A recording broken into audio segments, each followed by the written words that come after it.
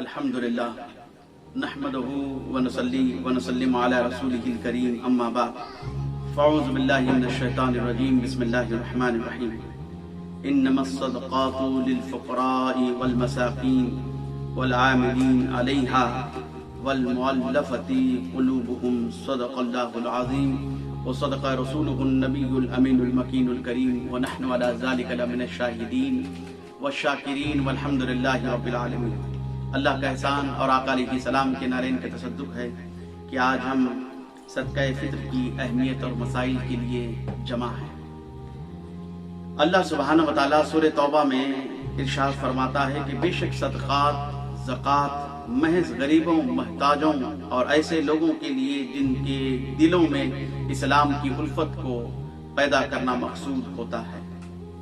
यहाँ पर अल्लाह सुब्हानहु व तआला का ये फरमाना कि सदका और ज़कात ये महज गरीबों और मुहताजों और ऐसे लोगों के लिए हैं जिनके दिलों में इस्लाम की, दीन की मोहब्बत को पैदा करना, मोहब्बत को पैदा करना, उजागर करना मकसद होता है।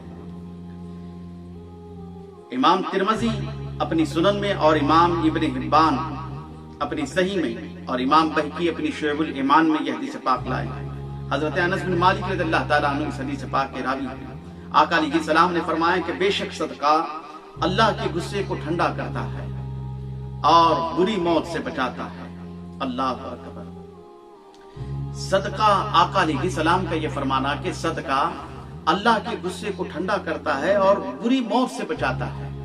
तो हमें चाहिए कि हम वक्त हमेशा सदका देते रहें और जो है अल्लाह के गुस्से को ठंडा करते रहें और बुरी मौत से भी हम बच जाएं। इसी तरह इब्न माजा की हदीस पाक हजरत अब्दुल्लाह बिन अब्बास रज़ियल्लाहु ताला अन्हु हदीस पाक के रावी हैं। आका अलैहि सलाम ने फरमाया कि सदका फ़ित्र को, आका अलैहि सलाम ने सदका फ़ित्र को वाजिब करार दिया ताकि दौरान रोजा जो कुछ कमी हो, कोताही हो या जबान से बेहुदा कलिमात जो निकलते हैं ये उसका कफ़ारा होगा। तो जो कुछ रोजे में कमी होगी अल्लाह सुब्हानहु व तआला इस सदक़े फ़ित्र के इवज़ में अल्लाह सुब्हानहु व तआला उस कमी को पूरा कर देगा, बल्कि रोजे की कमी को पूरा करके खालिस जो हम रोजा अल्लाह के लिए रखते हैं तो अल्लाह अपनी बारगाह में वो कबूल फरमाता है। इसी तरह एक और मुकाम पर आका अलैहि सलाम ने फरमाया कि मैं कसम खाता हूं। अल्लाह अकबर। एक तो आका अलैहि सलाम का फरमाना ही ये बहुत बड़ी बात है, लेकिन आका अलैहि सलाम इस पर कसम खा रहे हैं और इरशाद फरमाते हैं कि सदके से माल कम नहीं होता बल्कि सदके से माल बढ़ता है और इसमें माल में बरकत पैदा होती है। जितना हो सके उतना अल्लाह की राह में खर्च करते रहें। आका अलैहि सलाम ने एक और मुकाम पर फरमाया कि सदका बुराई के 70 दरवाजे बंद करता है। बुराई के 70 दरवाजे बंद करता है। अल्लाह अकबर। जो भी सदका हो, ज़कात हो, ये खालिस अल्लाह के लिए हो।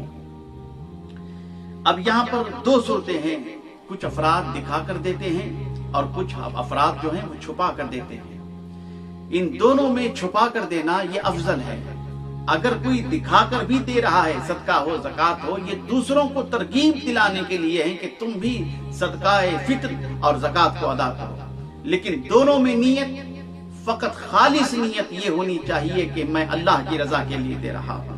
अल्लाह अकबर। अब आते हैं कि सदका फ़ित्र की मिकदार क्या होती है।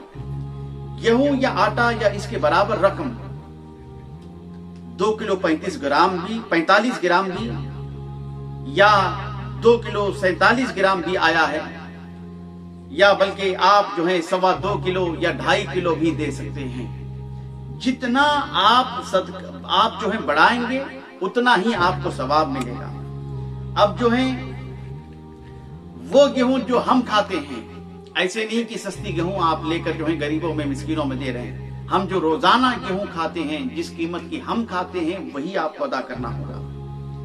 आज गरीब भी गेहूं दे रहा है, बड़े अफसोस की बात है। औसत दर्जे का आदमी भी गेहूं ही दे रहा है और मालदार शख्स भी गेहूं दे रहा है।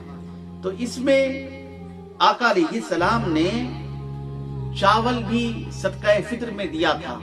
आका अलैहि सलाम ने गेहूं भी दिए थे।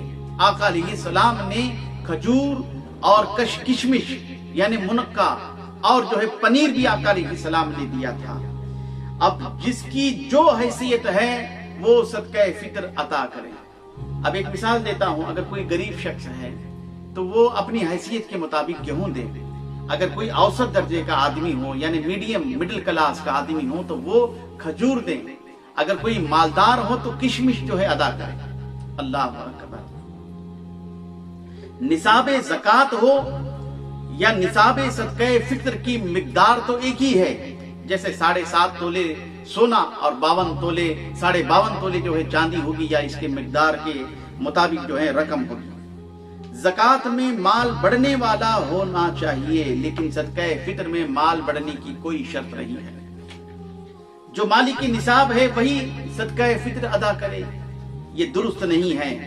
عید کی نماز سے پہلے اگر آپ کے پاس اتنی رقم آ جائے کہ میں صدقہ فطر ادا کر سکتا ہوں تو آپ فوراً جو ہے صدقہ فطر ادا کریں۔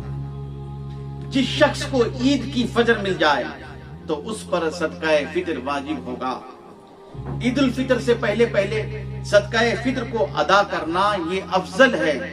اس کی حکمت یہ ہے کہ غریب، مسکین، یتیم، بیوہ، بے سہارا لوگ جو ہیں عید کی خوشی میں شامل ہوں۔ صدقہ فطر پورے رمضان میں کسی بھی وقت آپ ادا کر سکتے ہیں، بعد میں ادا کرنے کی ضرورت نہیں ہے۔ بالفرض کسی وجہ سے عید سے پہلے اگر آپ صدقہ فطر ادا نہ کر سکیں کسی وجہ سے تو نماز عید کے بعد بھی ادا کریں، یہ جائز ہے۔ خواہ رمضان میں روزہ رکھا ہو یا کسی وجہ سے روزہ نہ رکھا ہو تب بھی آپ پر صدقہ فطر واجب ہوگا۔ بعض شخص کہتے ہیں کہ ہم نے روزہ ہی نہیں رکھا تو صدقہ فطر کیسے دیں، یہ غلط ہے، یہ درست نہیں ہے۔ روزہ رکھنے والا بھی صدقہ فطر ادا کرے گا اور روزہ بالفرض کسی وجہ سے نہ رکھنے والا، دونوں پر یہ واجب ہے۔ صدقہ فطر کس کس کی طرف سے دینا واجب ہے؟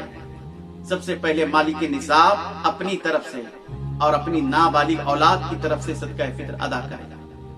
اگر بیوی یا بالغ اولاد کی اجازت سے اگر وہ بالغ ہونے پر کوئی آمدنی ان کو نہیں آتی یا وہ نہیں کماتے اولاد، تب بھی باپ ان کی طرف سے صدقہ فطر ادا کر سکتا ہے۔ اگر کسی کا والد فوت ہو گیا ہے تو دادا اپنے نابالغ پوتوں کی طرف سے صدقہ فطر ادا کرے گا۔ بیوہ عورت پر اس کے بچوں کا صدقہ فطر واجب نہیں ہوتا، اگر وہ ادا کرے گی تو ثواب ملے گا۔ جن لوگوں کو زکات دینا جائز ہے انہیں صدقہ فطر دینا بھی جائز ہے، جیسے شرعی فقیر ہوں یعنی محتاج ہوں، مسکین ہو، غریب ہو، بے سہارا ہو، یتیم ہو، ان سب کو صدقہ فطر دیا جا سکتا ہے۔ جس طرح زکات مسجد میں نہیں دے سکتے اس طرح سے آپ صدقہ فطر بھی نہیں دے سکتے۔ زکات صدقہ فطر کو دینی مدارس کو دیا جا سکتا ہے۔ یاد رکھیں اپنے قریبی رشتہ داروں کو صدقہ فطر دینا یہ سب سے افضل ہوگا۔ میں آخر میں آپ سے یہی التجا کرتا ہوں کہ سب سے پہلے اپنے رشتہ داروں میں زکات ہو یا صدقہ ہو، خدا کے لیے آقا علیہ السلام کے فرمان پر جو ہے عمل کرنے کی کوشش کریں۔ اپنے رشتہ داروں میں دیکھیے غریب ہے، مسکین ہے، بے سہارا ہے تو پہلے اپنے خاندان میں اپنے رشتہ داروں میں دیکھیے، پھر پڑوسیوں میں دیکھیے، پھر اس کے بعد شہر میں دیکھیے، پھر جو ہے قریبی گاؤں کی طرف جو ہے توجہ کریں۔ اگر آپ کے پاس کچھ بچ رہا ہے تو پھر آپ آگے پہنچائیں۔ اللہ کی بارگاہ میں دعا گو ہوں کہ مولا ان مسائل کو سمجھنے اور اس پر عمل کرنے کی اللہ ہمیں توفیق عطا فرمائے۔ وما علینا الا البلاغ۔